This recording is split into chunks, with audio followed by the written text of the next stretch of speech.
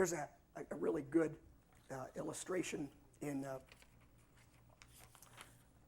the Herman Melville's story of Billy Budd. Perhaps you remember that story, and the captain is very mad because Billy Budd's been conscripted to work for His Majesty's service.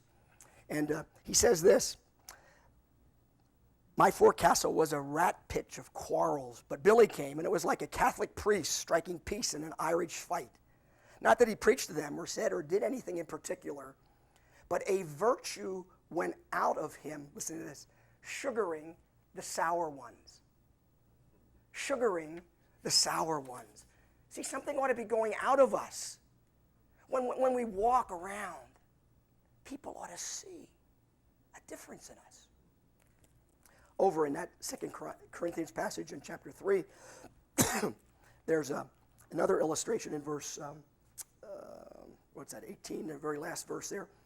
And this is he's using the transition between Moses, who when he saw God, he had the veil put on his face until he stopped shining. He says, well, we are not like Moses.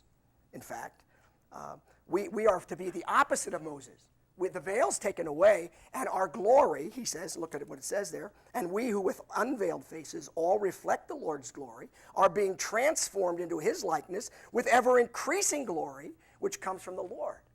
You get what he's saying?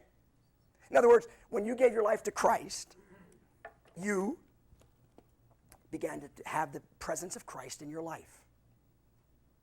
The more you have walked with Jesus, the more the light of Jesus ought to be shining from us. When you walk in a room, people ought to go, oh, what is that? I play a game. I spend most of my life in airports. And I'll look at a guy, for one, I think, that he's a Christian.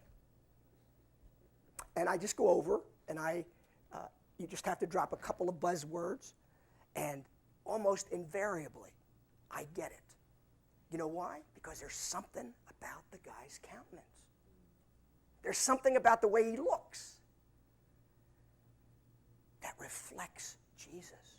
See, that's what he says he wants us to be like.